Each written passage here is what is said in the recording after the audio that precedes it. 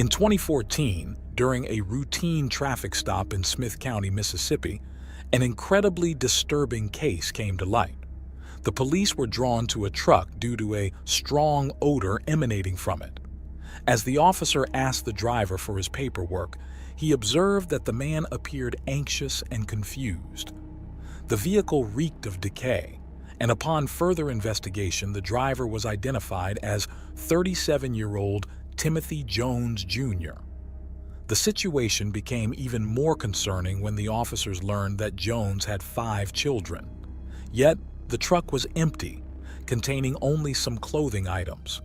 When asked about his children, Jones initially denied having any, then changed his story, claiming he had 3 children who were supposedly in South Carolina. This inconsistency raised suspicions, prompting the officer to detain Jones for further questioning. What they discovered rendered them speechless.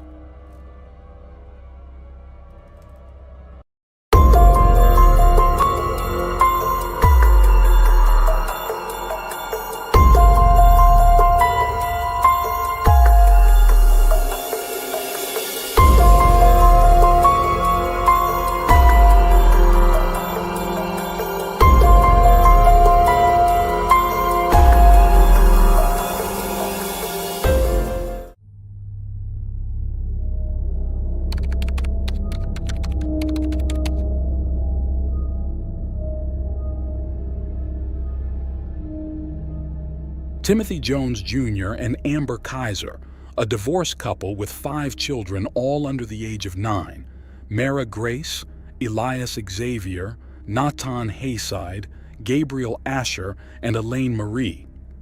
They lived in Lexington, South Carolina. When Amber met Timothy, she was drawn to his world and felt connected to him and his lifestyle. They were teenagers when they met and married very young. Timothy attended school in Mississippi while Amber focused on homemaking. From a young age, Timothy witnessed his mother's mental health deteriorate due to schizophrenia. She eventually required constant care and left home to work in intimate services, with his family telling Timothy she had simply gone far away and abandoned him. His father, Timothy Jones Sr., who was 20 at the time, moved with Timothy to his grandmother's house, where he was exposed to domestic violence, substance abuse, and alcohol. Despite his tough upbringing, Timothy showed a talent for numbers, solving math problems with ease, and could disassemble and reassemble computers to make them faster. He seemed to have a natural understanding of how machines worked. However, things changed when Timothy reached adolescence and began hearing voices at the age of 10. By middle school, he had started using drugs and drinking excessively.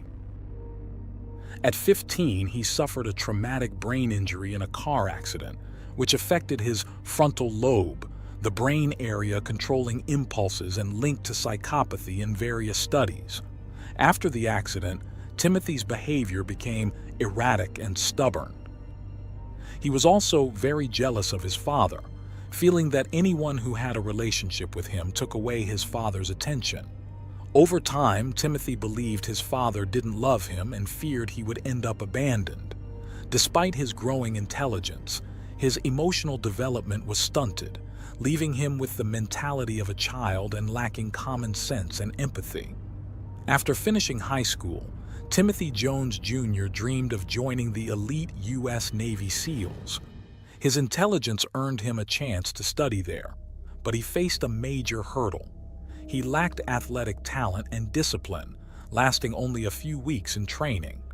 Often found crying out of frustration, he struggled to keep up with the rigorous demands.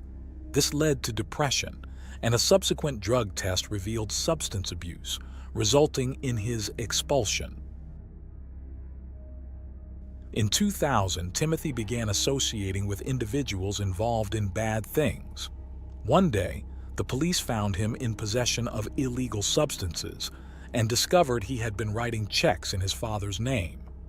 The police warned Jones's father that he had to press charges against his son or face arrest himself. In 2001, Timothy Jones Jr. was sent to a labor camp in an Illinois state prison for a year. Upon release, he seemed transformed, having found religion as a guiding force in his life. He memorized significant portions of religious texts and aspired to live strictly by them. Jones met Amber, the mother of his children, while they both worked at an amusement park in Chicago. After some time, in 2004, he invited her to his Pentecostal church. Within weeks, they decided to marry, adhering to the church's expectation for immediate marriage. Amber was 19 and Timothy was 22. Soon, Amber realized the church's strictness. Women couldn't cut their hair, wear pants, makeup, or jewelry, and Timothy believed that women should be submissive to their husbands, be fruitful, and multiply. Timothy was deeply religious, dedicating himself entirely to the church. Many advised him against taking the Bible literally, but he remained steadfast. The young couple quickly had 3 children, Mara, Elias, and Natan, each born a year apart. With their growing family, they moved to Mississippi, where Timothy eventually graduated with highest honors from the state university, earning a degree in computer science and engineering.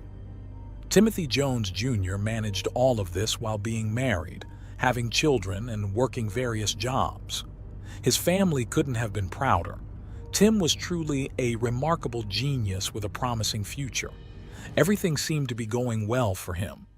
He landed a job as a computer chip manufacturer at Intel, which Amber saw as their ticket to a better life.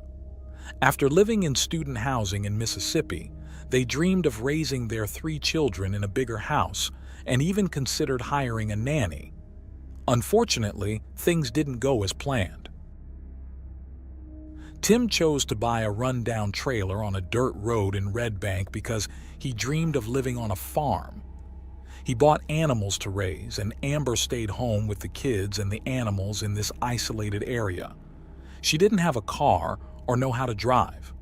By 2012, the couple had 2 more children, and problems began to arise. Tim doubted the paternity of their youngest daughter, Elaine, and wanted Amber to homeschool the children, though she only had a high school education. Amber felt increasingly isolated with no family nearby and Tim's family in Mississippi. She felt inferior to her intelligent and educated husband. Tensions escalated when Tim accused Amber of having an affair with a neighbor. The marriage crumbled and they considered divorce. Tim didn't want Amber in the children's lives, so he visited a therapist and asked for a sworn statement for his divorce lawyer, claiming he was fit to raise the children alone. Amber, without a lawyer and unsure what to do, eventually decided it was best for the children to stay with their father, as she had nothing to offer, no job or education. Tim gained primary custody as the sole financial provider, and Amber was granted regular visitation rights. She left her husband and children. Mentally, Tim was losing control, anguished by his failed marriage. He began using drugs and drinking again, struggling with the voices in his head. He became easily angered over minor things, and Amber reported that he once beat her in front of their children until she lost consciousness. Unable to manage work and home, he hired a nanny service. Despite his condition, the first 2 nannies noted that his home was immaculate, and he was dedicated and attentive to his children. Later, he switched services and hired 17-year-old Crystal, who had a young daughter. The nanny soon became his lover, and Tim tried to indoctrinate her into his religion, insisting she adopt the church's customs, wearing long dresses, growing her hair out, and being subordinate to him. When she refused, their relationship deteriorated. Crystal later testified that Tim was extremely harsh with his children, making them stand on their toes for hours as he believed punishment was necessary for their sick bodies. She left after catching him trying to hit her young daughter. After Crystal left, Tim hired another nanny. She noticed a drastic change in Tim. His once clean home was now filled with trash and dirty clothes, and there were even cockroaches. Over time, Timothy Jones Jr. became increasingly violent, punishing his children daily. He developed the habit of feeding them only oatmeal throughout the day, limiting them to one meal. In August 2014, the nanny contacted South Carolina's social services to report the conditions in Tim's home. She described the lack of food and the physical abuse the children suffered. The abuse was so severe that the teachers at the elementary school, attended by the older children, had already reported it to the agency months earlier. The agency had previously required Jones to sign a written promise never to mistreat or hit his children again, as they often arrived at school with bruises. When asked about the injuries, the children said their father would grab them by the neck and slam them against the wall. On the afternoon of Thursday, August 28, 2014, Tim picked up his 3 older children from elementary school, then his 2 younger ones from the nanny. Around 7 p.m., Timothy got angry about some broken outlets in their mobile home. He questioned his 6-year-old son, Natan, about the damage. When Natan said he didn't know, Timothy forced Natan to do push-ups, squats, and other exercises before having him repeat the circuit over and over again. Whenever Natan would slow down, Timothy would whip him with a belt. While Natan was being punished, Amber, Tim's ex-wife, called to speak with her children. The calls were logged at 7 o'clock, 7:02, 7:05, and 7:09, until Timothy finally answered at 7:10. During the call, Natan told his mother about the punishment for the broken outlets, saying it was an accident. Enraged, Timothy ended the call, telling Amber to stop protecting the boy. After hours of torture, Natan was exhausted, dehydrated, and begging for it to end. He collapsed, putting an end to it all. Timothy carried him to bed and left him alone without water or aid. Phone records show that Amber tried to call back 8 more times. At 8:30, Timothy searched for an explicit scene from the movie American History on YouTube, despite knowing his son was already unresponsive. Around 1 a.m., Jones took his 8-year-old daughter, Mara, to a local convenience store to buy 10 packs of cigarettes. Upon returning home, he grabbed Mara and began to strangle her. Next, Timothy went to his 7-year-old son, Elias, and did the same thing. After that, he removed his belt and went to Gabriel, who was 2, and Elaine, who was 1. He placed the belt around their necks and pulled until they stopped breathing. Seeing that none of the children were moving, he took their sheets and blankets, wrapped them separately, and placed them in the back seat of his car. On Friday, August 29th, Jones's father called him at around 7:43 a.m., but there was no answer. At 9:36, the nanny called, and on her second attempt, Jones answered.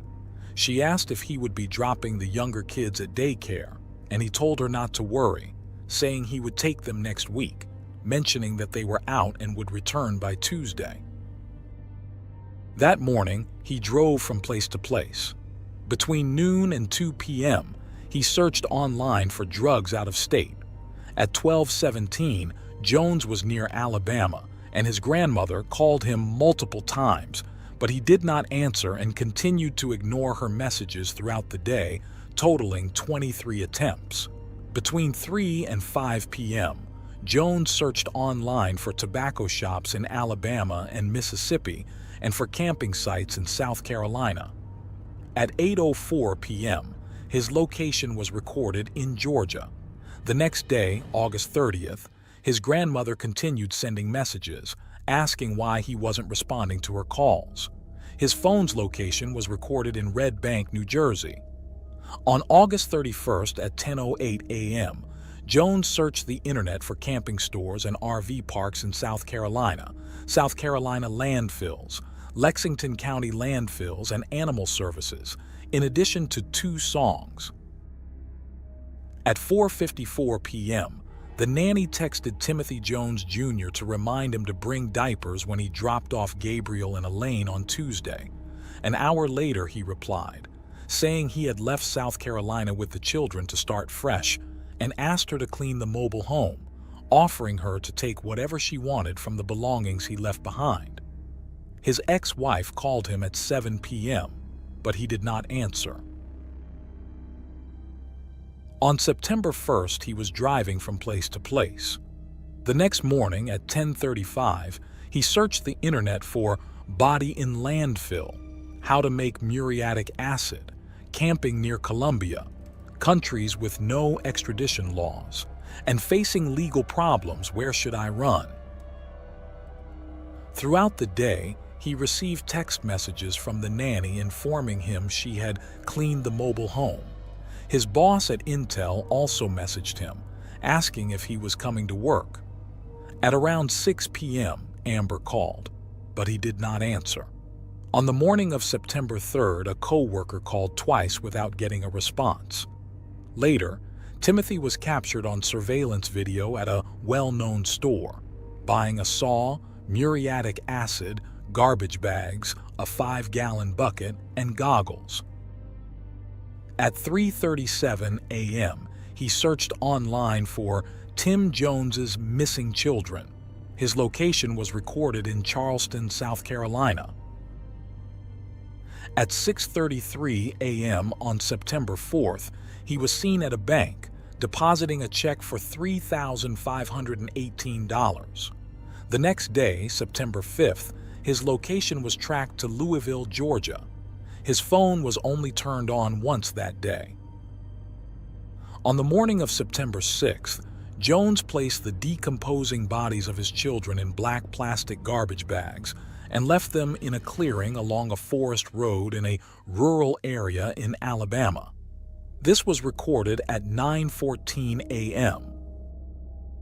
The bodies had been in the back seat of Timothy Jones Jr.'s vehicle since August 29th. By 7 p.m. on September 6th, he was stopped at a traffic checkpoint in Smith County, Mississippi. A police officer approached the vehicle and noticed a putrid odor emanating from inside. Additionally, the carpet appeared to be stained with bleach, as if it had been recently cleaned. The sheriff requested Jones's identification and the car's registration. He observed that Jones seemed to be under the influence of drugs. Upon checking his information, the police officer found out he was wanted in South Carolina over a child welfare issue. When asked about his children's whereabouts, Jones first claimed he had no children, then said he had 3 children who were in South Carolina. The officers asked for the phone numbers of his father, grandmother, and ex-wife to verify the children's safety. After making the calls, they immediately arrested Jones. The police mentioned that as soon as Jones was placed in the patrol car, he became emotional and started telling the officers what he had done to the children. He explained that he felt a deep sorrow and angered because one of his sons was playing with an electrical outlet.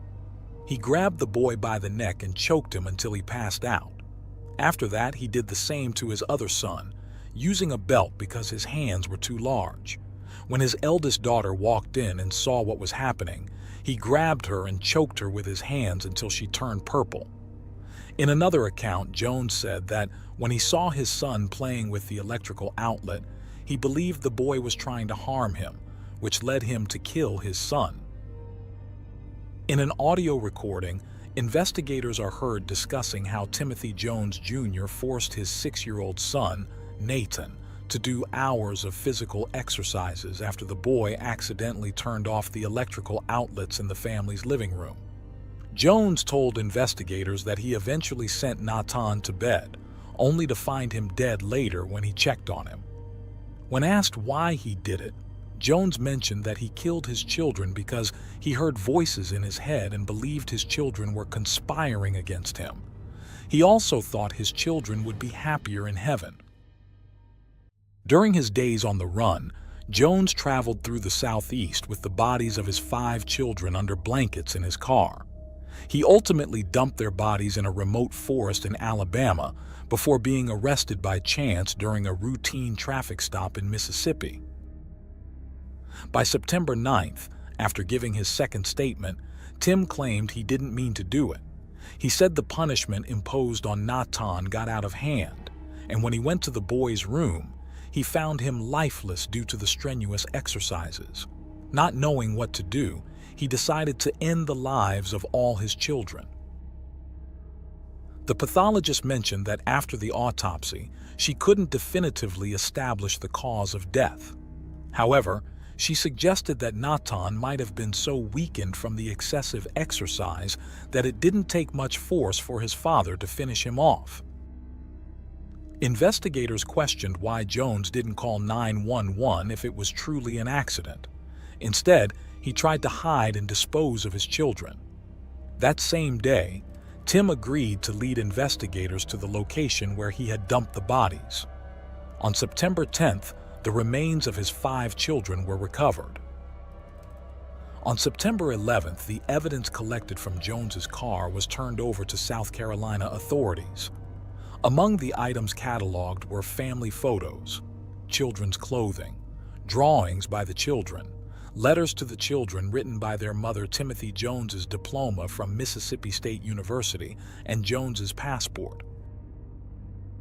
There were also handwritten notes by Timothy Jones Jr., which included to-do lists such as removing bodies, grinding bones into powder or small pieces, burning bodies, and items like camping supplies, gas, and muriatic acid. On September 13, 2014, Jones was admitted to a correctional institution and placed in a special cell, away from the general population. Since his incarceration, Jones has been evaluated by mental health professionals, including psychiatrists, clinical psychologists, and forensic experts. Opinions among these professionals varied. Some diagnosed him with schizophrenia, bipolar disorder, schizoaffective disorder, or personality disorder, suggesting that his mental state at the time of the crime might have been worsened by drug use and the traumatic brain injury he suffered at 15, which could have contributed to an underlying psychosis. These theories were presented to the jury during the trial. However, other specialists argued that Tim was mentally competent and that his actions to conceal evidence, including his children, indicated that he knew he had done something morally and legally wrong.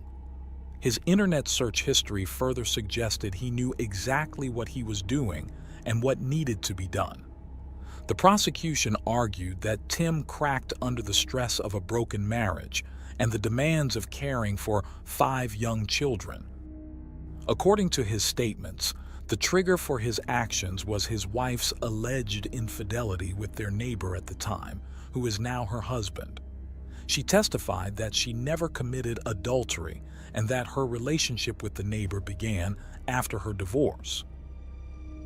The trial took place in late May 2019, involving weeks of intense testimonies and evidence presented against Timothy. The crime is considered one of the worst murders in South Carolina's history. Mara's last words to her father were, "Daddy, I love you." When police searched the house after the crime, they found Natan's favorite toy from Toy Story, broken into pieces. Natan seemed to be the most severely punished, yet all testimonies agreed on one thing: the children loved their father. On June 13, 2019, after 2 hours of deliberation, Timothy Jones Jr. was sentenced to death. He is currently in solitary confinement at a correctional institution, wearing a green jumpsuit that identifies him as a death row inmate. This tragic case ended the lives of innocent children due to marital problems, with both the father and mother making irreversible mistakes.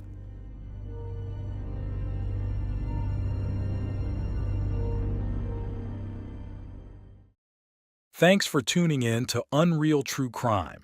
If you're intrigued by mysteries from around the world, check out our new channel, Latin Crimes, where we dive into the gripping true crime stories of Latin America. Don't miss out.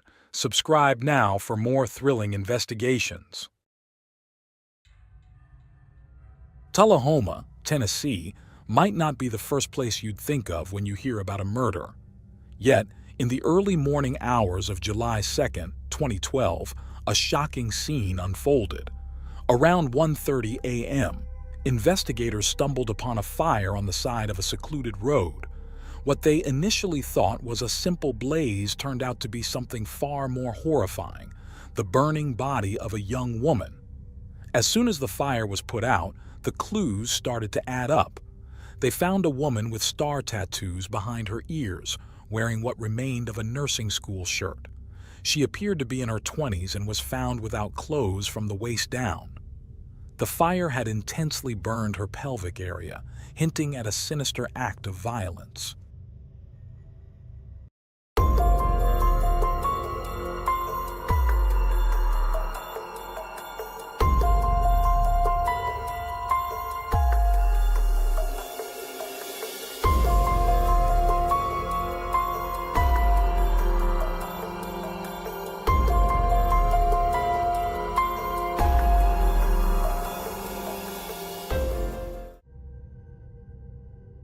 Megan Sharpton was born on October 24, 1987, in the small American city of Tullahoma, in the state of Tennessee. She grew up in a large and friendly family with two sisters and a brother, with whom she got along very well. Her parents strove to give maximum attention to all their children, but Megan was especially close to her mother. From an early age, she helped her parents care for her younger siblings and was always eager to assist friends and family. During high school, Megan decided she wanted to become a nurse, which led her to enroll at Motlow Community College, located about 7 miles from her home. She also worked as a waitress at a local restaurant and eventually moved in with her boyfriend. In the summer of 2012, at the age of 24 and just a few months shy of finishing college, Megan planned to immediately find a job as a nurse. Shortly before her disappearance, she had also started working at a nursing home to gain practical skills in caring for the elderly. Despite her busy life, Megan tried to see her family whenever she could. On July 1st, her sister, who lived in another city, came home, and Megan promised to meet with her. However, that evening, Megan called her mother to say she would be delayed. She had been offered an interesting job opportunity and had arranged an interview for that night. She was excited about this opportunity and promised her mother that she would visit her as soon as the interview was over. According to her, the job involved taking care of an elderly woman. As time passed, there was no word from Megan. She did not respond to messages or calls. Her parents began to worry. They contacted her boyfriend, but he also did not know where Megan was and was unaware of any interview. Despite this, the parents decided not to panic and waited for their daughter to get in touch. At 24, with her schedule packed between her studies and 2 jobs, it was possible she was just busy, but Megan did not show up the next day. Meanwhile, in a remote area several kilometers from the city, around 1:30 a.m., a group of teenagers saw a fire in a field. Given the very hot summer, they thought wildfires might have spread to the grass. They immediately called the firefighters, who arrived at the scene to find an unexpected turn of events. Shortly after beginning to extinguish the flames, they discovered a body at the center of the fire. Once the fire was fully extinguished and the police arrived, they realized they were looking at a dead girl. It was clear that a murder had taken place. However, detectives could not establish the victim's identity immediately, as she had no documents, wallet, or phone with her. Due to the effects of the fire, the features were unrecognizable. The only clues available to detectives were 2 small star-shaped tattoos. The investigation at the crime scene led to the conclusion that the girl was dead before the fire started. The victim suffered a serious head injury that appeared to be fatal. Yet, no clues pointing to the presence of the killer were found. The victim was partially dressed, and from her shirt, the police deduced that the girl might have been a nurse. They also found that there were no missing person reports matching her description, which complicated the identification process. However, news quickly spread throughout the small town. Megan's mother saw a social media post about a young woman found dead in a field with 2 star-shaped tattoos and realized with horror that it was her daughter. Medical examiners eventually confirmed that the deceased was indeed Megan Sharpton. They determined that the cause of death was a bullet wound to the back of the head, supporting the police's theory that she was already dead at the time of the fire. Furthermore, she was killed elsewhere and her body was then moved to the field. She had also been subjected to violence prior to her death, and the experts were able to extract a DNA sample of the criminal. The DNA was immediately checked against the national database, but there were no matches. The detectives began by searching for Megan's car, a red Mustang. She had worked at a restaurant that night and had left in her vehicle. The car was nowhere to be found, indicating that the killer might have taken it somewhere that could yield crucial evidence. While its location remained unknown, the police began to look for potential suspects among Megan's acquaintances. Attention turned to her boyfriend, who became a significant person of interest. Megan's sister immediately expressed her suspicion to the detectives that he was involved in the murder, pointing out that the couple had been having relationship issues. Megan had been with him for 3 years, part of which they spent living together in an apartment they shared with another roommate, but he denied any involvement in the incident. Initially, he claimed that everything was fine between him and Megan, but eventually conceded that their relationship was troubled and heading towards a split. However, he insisted he had no motive for murder and provided an alibi for the time of her death. While the police were verifying his alibi, they decided to search the apartment where Megan and her boyfriend lived. In the bathroom, they found troubling evidence, traces of blood and syringes containing illicit substances. At the same time, 12 miles from the city, police found Megan's abandoned car in a secluded and remote area. There were no documents or phone inside, which meant the perpetrator could have taken or discarded them elsewhere. The police appealed to the public, asking anyone who found such items to contact them immediately. There were no signs of blood or a struggle in the car, but there was an intriguing clue, a note with a non-existent address. Investigators concluded that the unknown assailant had tried to lure Megan to a secluded place to commit the crime. Early in the investigation, they discovered that Megan was preparing for a job interview. However, they had no leads in that direction. One theory was that the person who offered her the job had given her a fake address. When the community learned of the details surrounding the case, a chilling connection was made. 6 months earlier, hundreds of miles from Tullahoma, another young woman of a similar age to Megan had disappeared without a trace. She was also a pharmacy student, which led many to fear that there could be a serial killer in the county. This only heightened the community's anxiety, with concerns that the criminal might strike again. Meanwhile, the police questioned the roommate of Megan and her boyfriend, who admitted to using illicit substances. He claimed that Megan and her boyfriend were unaware of this and that they never partook themselves. Forensic experts analyzed the blood traces found and concluded that they indeed belonged to the roommate. However, the story did not end there. He revealed that Megan and her boyfriend's relationship had in fact ended some time ago, and he himself had recently started a relationship with Megan. He had kept his addiction hidden from her. Knowing this, the police began to suspect both her boyfriend and the roommate. The boyfriend might have harbored resentment towards Megan, and the roommate had a known drug habit, but there was no direct evidence against either of them. During questioning, he claimed he was unaware of the new relationship, and by this time, the police had already verified his alibi. He had been at work at the time of Megan's murder, which excluded him from the list of suspects. As for the roommate, he did not have a solid alibi. However, an analysis of his phone showed that he had been trying to reach Megan throughout the night and had sent her messages trying to find out where she was. Although this was not conclusive proof of his innocence, the police doubted he was the murderer. DNA samples were taken from both men and sent to the lab for analysis, but the results could take months. In the meantime, the detectives found a new lead. In the last interrogation, Megan's boyfriend mentioned he might help the investigation. On the day of Megan's disappearance, an unknown man had called her old phone, which was at home, wanting to speak to her about a job as a caregiver, saying that she had been recommended by someone named Naomi.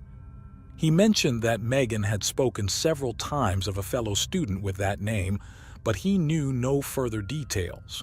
Police began searching among the students at Motlow College and soon found a student by that name. When detectives obtained her address, Naomi was not at home.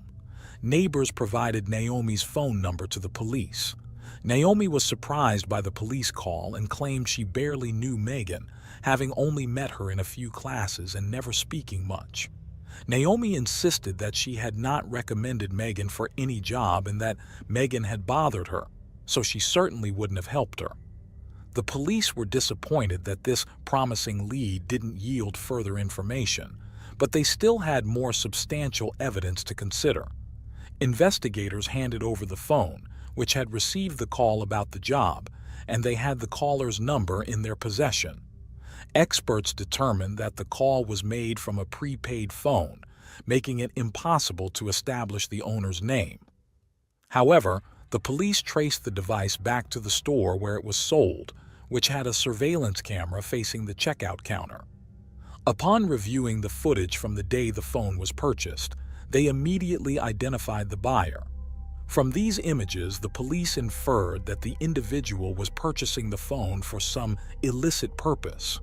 Prepaid phones are popular among those involved in criminal activities in the United States because they do not require personal information for activation, and this person, seen taking out his own phone from his pocket at some point, indicated he was buying an additional phone for suspect purposes.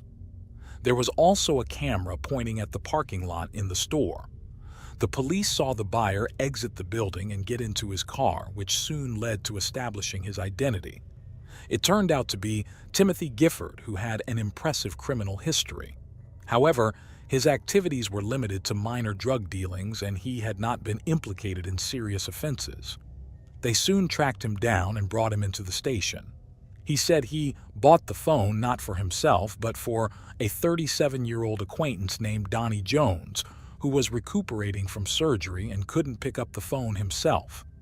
In exchange for this favor, Donnie gave Timothy some illegal pills. The detectives were familiar with Donnie, who also had an impressive criminal history, but often acted as an informant for the police. Despite this, no connection between Donnie and Megan was found until Timothy revealed something else. Donnie wanted to trade his van for a Mustang and asked for help with the exchange. Timothy found this request odd since Donnie had 2 young children, and the Mustang isn't exactly known as a family car.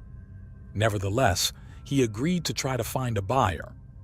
Donnie handed over the van, and Timothy noticed that inside the old vehicle, there were brand new carpets and seat covers. Donnie explained that his wife told him that the chance of selling the car was much higher with a renovated interior, and here is where the police suddenly discovered something that excited them and connected all the parts of the story. Donnie turned out to be the husband of Naomi, the same woman who supposedly recommended Megan for the job. At that point, the detectives realized they were getting closer to a solution. Unfortunately for them, the man's DNA was not in the database because he had not been convicted of violent crimes. They immediately went to Donnie and Naomi's house to talk to them. At first, the man said he did not know Megan, but after a few minutes he mentioned that he had driven her and Naomi to college several times. This seemed odd compared to Naomi's statements a week earlier. At that time, she claimed that she barely knew Megan and that they hardly spoke and did not get along in general. However, during a second conversation, the woman finally admitted that her husband indeed had driven Megan occasionally. However, Donnie firmly insisted on his innocence. According to him, on the night of the murder, he was at home with his children, allowed the police to search his home without a warrant, and voluntarily provided a DNA sample. He also denied having asked Timothy to buy a prepaid phone for him. In the house, the police found no clues and could only wait for the DNA test results, which could also take months. By then, 2 months had passed since the murder. Megan's parents received her nursing diploma posthumously. People hoped the police would capture the heartless monster as soon as possible, someone who could kill again at any moment. Finally, the laboratory results showed a complete match between Donnie's DNA and the sample found on Megan's body. He was immediately taken to the station, but he continued to insist on his innocence. Upon learning about the DNA match, he changed his story and told detectives that he and Megan had a secret relationship that he had hidden from his wife. According to him, that was why he hadn't mentioned it before. The police considered his story to be obviously fabricated, but they had to release him since there was no concrete evidence other than the DNA, and it was impossible to find 100% proof that would refute Donnie's words. Thus, the detectives were almost certain that the man was the killer, but they needed more evidence. Although they couldn't charge him with murder, they managed to detain him. During a search of his car, they found a firearm he was not allowed to possess due to his criminal record. While in custody, the police had time to look for more evidence. They didn't have to worry about Donnie attacking someone else or escaping. Soon, experts determined that Megan was shot with a weapon of the same caliber as Donnie's rifle. The detectives obtained a warrant to track his phone and check his movements on the night of Megan's murder. They compared those data with the movements of a prepaid phone that Donnie supposedly never owned. Here, the police had a significant breakthrough. The prepaid phone was close to Donnie's phone and followed the same route on the night of the crime. The detectives identified several key locations where Megan was supposedly abducted, where she was killed, and the field where her body was found. At all these locations, both phones were in proximity. Donnie's family owned several farms around Tullahoma. According to the investigation, after abducting her, Donnie took Megan to one of them, subjected her to violence, and killed her. The detectives obtained a search warrant and found a significant clue, a partially burnt bandana that turned out to belong to Megan. Her sister had given her that item. This evidence, combined with Megan's clothing and the DNA match, was enough to bring the case to trial. On November 5th, Donnie was charged with murder. At the trial, new details emerged that only strengthened the case against him. Reviewing his phone, experts discovered many interesting things. It turned out that Donnie had attempted several times to contact other women, offering them jobs as caregivers, but all those attempts failed. According to the investigation's version, Donnie found Megan's phone number on his wife's contact list. He contacted her, telling her that Naomi had recommended her as a caregiver. She agreed, and the man gave her a non-existent address, leading her to a remote location. There, he attacked her, took her to a farm, subjected her to violence, and killed her. Then he took her to a field and burned her. The final touch was the complete replacement of the carpets and seat covers of the pickup he used to transport her body. Apparently, the man feared that he could not completely eliminate certain blood traces and that the police would discover them. As for Naomi, the police concluded that she had no connection with the murder and knew nothing about it. That night, she was working, which was confirmed by numerous pieces of evidence. During the trial, Donnie declared his innocence, and everyone braced themselves for a potentially long process. However, when he realized that the prosecution would seek the death penalty, he decided to make a deal with the investigators. He agreed to forego the death sentence in exchange for a confession. As a result, he pleaded guilty to the murder of Megan and was sentenced to life in prison without the possibility of parole. Nevertheless, after some time, he claimed that he had made the deal under pressure and demanded a review of the case. When the judge accepted his request, he quickly reverted to his previous decision to plead guilty, since a new review would again consider the death penalty. During the trial, it was also explained why the criminal, without any doubt, willingly provided detectives with his DNA sample.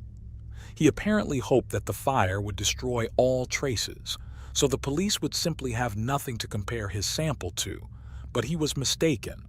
With all this, investigators concluded that Donnie probably had no connection to the disappearance of another student who vanished 6 months before Megan. More suitable suspects emerged in that case, and Donnie's candidacy was no longer considered. After the announcement of the verdict, Megan's sister stated that the offender would continue preying on young women and could have taken many more lives, but Megan stopped him by becoming his victim. And ultimately, what makes this story even more tragic is that in November 2013, Megan's mother, who had been doing everything possible to help the police catch her daughter's killer, took her own life. She couldn't bear the devastating loss caused by a cold-hearted criminal. Looking at Donnie's background, it is clear that he could have been apprehended much earlier. Among his numerous offenses was the kidnapping of a young woman, but on that occasion he managed to avoid punishment, and the criminal remained at large. Who knows? Perhaps Megan was not his first victim, but the police have yet to confirm this. And that's the end of today's case. As always, I appreciate your support for my work. If you subscribe, like, and share this video, it will help me continue creating content. This was another episode of Unreal True Crime. See you soon.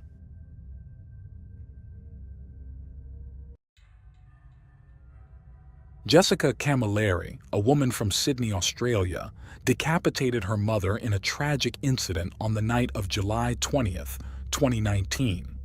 Having faced humiliation at school due to her apparent cognitive delays and learning difficulties, Jessica retreated into resentment.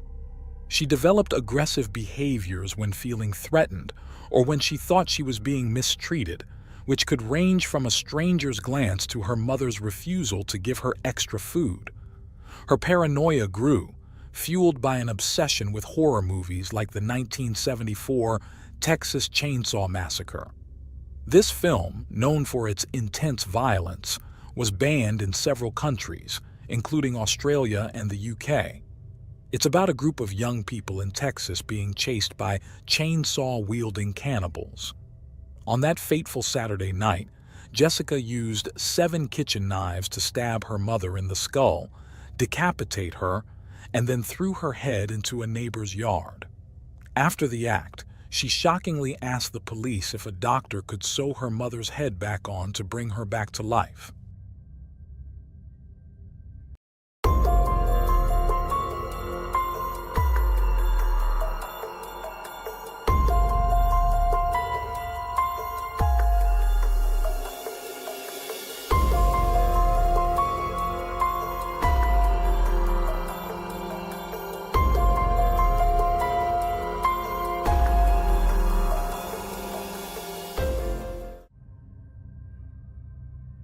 Jessica Camilleri was the second daughter of Rita and Vince, an Australian Maltese couple. Unlike her older sister Christy, Jessica was born with a mental disability. While the average person's IQ ranges between 90 and 110, Jessica's was between 55 and 60, placing her in the bottom 1% and categorizing her mental delay as mild. People with mild intellectual disability often learn to speak, read, write, and do math later than others, but they can still communicate and express themselves in daily life. Jessica was late in reaching developmental milestones like walking, talking, and coordinating movements. Due to her condition, she was enrolled in school much later than her peers, facing early on the discomfort, teasing, and bullying from classmates for being different. Jessica dealt with the resulting stress and anxiety through anger, particularly towards females, and developed intermittent explosive disorder. This condition is marked by sudden, repeated outbursts of impulsive, aggressive, and violent behavior, as well as angry verbal eruptions that are grossly out of proportion to the situation. Intermittent explosive disorder usually appears by the age of 6 and intensifies during adolescence and early adulthood. It's not just a normal tantrum, but a mental disorder linked to a lack of serotonin, the mood-regulating hormone in the brain. At school, Jessica lashed out at students and teachers alike, once biting a male student and refusing to let go, leading to her indefinite suspension and confinement at home under her mother Rita's care, supported by a disability pension. Besides intellectual disability and irrational bursts of fury, Jessica also suffered from attention deficit hyperactivity disorder, or ADHD, a chronic brain condition that affects millions of children worldwide and makes it hard to control her behavior. She was also diagnosed with severe bipolar disorder, depression, and anxiety. Furthermore, Jessica had autism spectrum disorders, affecting her judgment, awareness of thoughts, feelings, and empathy towards others. Autism made simple daily activities like shopping, using public transport, banking, and working difficult for her. Jessica had obsessions, such as with her 3 favorite numbers, 2, 3, and 5, which she associated with her favorite colors, yellow, green, and purple, respectively. She liked to repeat these numbers to create random phone numbers to dial, often trying to talk to men. Once, she called a family's home in Bangladesh, India, up to 100 times a day, just because she liked their phone number. In 2018, she began harassing the staff of a meat company in Daylesford, England, even threatening the company owner Matthew Layfield's family, claiming she would decapitate them with a chainsaw. Jessica's fascination with horror movies was another unchecked obsession. She spent hours, days, months, and years rewatching gruesome videos, especially fixated on films like Saw, Jeepers Creepers, and her favorite, The Texas Chainsaw Massacre from 1974, about young people in Texas chased by chainsaw-wielding cannibals. This movie was banned in several countries, including Australia and the UK, for its violence.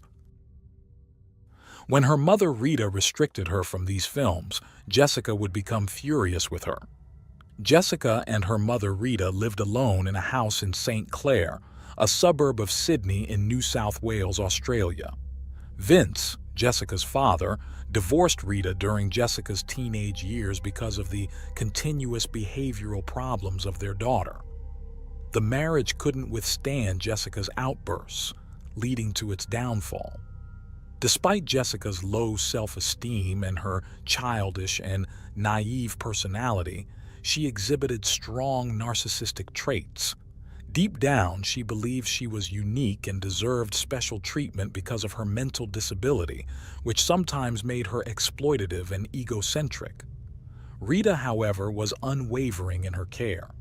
She knew her daughter had issues but felt it was her duty to look after and protect her. Rita even reached out to apologize to one of the victims of Jessica's harassing phone calls, admitting she was at her wits' end and unsure how to control her daughter. Although Jessica loved her family, she was especially close to her mother, who catered to all her needs and chose to keep her at home instead of placing her in a psychiatric facility for full-time care. Rita's life revolved around Jessica. According to the Australian Institute of Health and Welfare, 1 in 5 Australians, or 20% of the population, approximately 4.8 million people, reported having a mental or behavioral condition between July 2017 and June 2018. Women reported a higher proportion of mental or behavioral conditions than men, and young people aged 15 to 24 had the highest proportion of mental or behavioral conditions. Mental illness refers to a clinically diagnosable disorder that affects a person's cognitive, emotional, or social abilities. It encompasses a range of conditions, including depression, anxiety, bipolar disorder, schizophrenia, and psychotic disorders. These conditions significantly impact an individual's emotions and how they interact with their community, affecting not only the individuals themselves but also their families and caregivers. The tragic event of July 20th, 2019 was not an isolated incident. 6 years before the calamity struck the Camilleri family, Jessica had been convicted on a couple of occasions for common assaults causing actual bodily harm. She had also previously attacked an aunt and her sister's mother-in-law by pulling their hair. However, she was never jailed. Instead, she was always left in the care of the one person who could tolerate her, her mother, Rita. Jessica had also been aggressive towards women in the streets and shopping centers who she perceived as looking at her wrongly or making her feel ashamed. She was once barred from a doctor's office after becoming paranoid and violent towards another patient in the waiting room. In early 2018, during a visit to the hospital with Rita, Jessica attacked a nurse.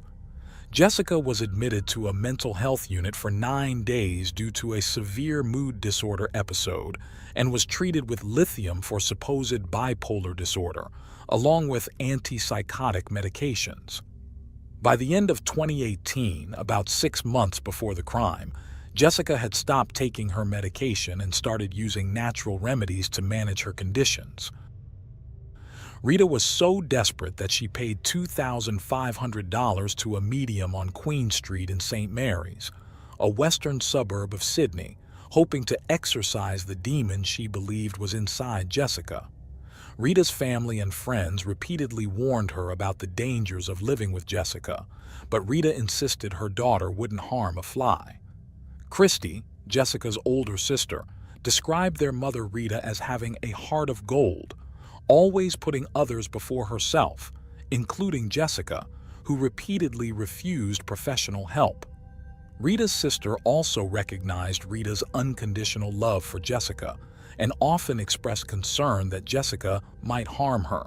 However, Rita's motherly love blinded her to these warnings, ignoring them even the day before the fatal attack when she had to take Jessica to a police station because her daughter had made threatening calls to strangers again. On July 20th, 2019, Jessica felt humiliated by her mother in front of a man who merely walked past them in a parking lot. After visiting her sister, the two women returned home. Jessica asked her mother to order another round of food from Red Rooster, but Rita refused. Jessica then called the restaurant herself 3 times at 9:18, 9:20, and finally at 9:21 p.m. Jessica also asked her mother to call a doctor to come to their house. Rita complied, but the doctor fled the home, terrified by Jessica's behavior, which chased him until he managed to escape in his car. Rita, out of patience and options, told Jessica she would call the emergency number and request an ambulance to take her immediately to the mental health care system. Jessica's worst episode of rage was about to unfold. That night of July 20th, 2019, 57-year-old Rita was dragged by her hair to the kitchen of her own home by Jessica. Using 7 meat cleavers, 4 of which broke, Jessica stabbed her mother over 100 times in the head and neck. This act of mutilation was driven by more than uncontrollable anger. It reflected Jessica's macabre curiosity, influenced by her obsession with the horror films she watched daily. The forensic pathologist's autopsy revealed that Rita had suffered monumental injuries to her head and neck and died from multiple stab wounds with decapitation at the second vertebra in her upper neck. Rita's body also had over 90 defensive wounds, indicating she was conscious for a significant part of the attack, experiencing extreme physical pain and emotional terror from what her daughter, whom she had devotedly cared for, was doing. During this gruesome scene, Jessica's nephew, the 4-year-old son of her older sister Christy, was present. He had been under Rita's care for a few days due to Jessica's seeming improvement. The boy witnessed Jessica stabbing his grandmother multiple times and decapitating her. When he tried to intervene, Jessica, whom he called the little bastard, slightly injured him in the head. The young boy started vomiting upon witnessing the horrific scene. After killing her mother, Jessica called the emergency number from Rita's cell phone and confessed to murdering her mother, claiming self-defense, alleging that Rita had attacked her first. Then, Jessica felt she had to act fast and began repeatedly stabbing her mother. After decapitating and stabbing her mother over 100 times, Jessica dumped the head in a nearby neighbor's front yard. When the police arrived at the house in St. Clair, Sydney, New South Wales, Jessica was outside, her clothes stained with Rita's blood, holding a water bottle. She showed no remorse for her actions, only worrying about what would happen to her next. Jessica asked the police officers and later the detectives at the crime scene if it was possible to bring someone back to life who had been decapitated, believing in the possibility of medical miracles that could reattach her mother's head. A police officer responded that this idea was rather unrealistic, yet Jessica insisted, thinking that doctors could perform miraculous surgeries and reattach her mother's head. She also inquired if she would face any consequences, like the death penalty, for killing her mother. When told that Australia does not have capital punishment, Jessica felt relieved. She also confessed to the police that the idea of decapitating her mother came from the horror movies she watched compulsively. This chilling conversation was recorded on the body camera of a police officer when he arrived at the scene at 11:43 p.m. on July 20, 2019. First responders described the scene as one of the most horrific they had ever encountered. The day after the crime, on July 21, 2019, Jessica appeared at the court but did not apply for bail. A friend told the media that this was not surprising, as Jessica likely did not understand what bail meant. After a trial highlighting her long history of mental illness, Jessica was found guilty of manslaughter in December 2020, having pleaded not guilty to murder due to disability.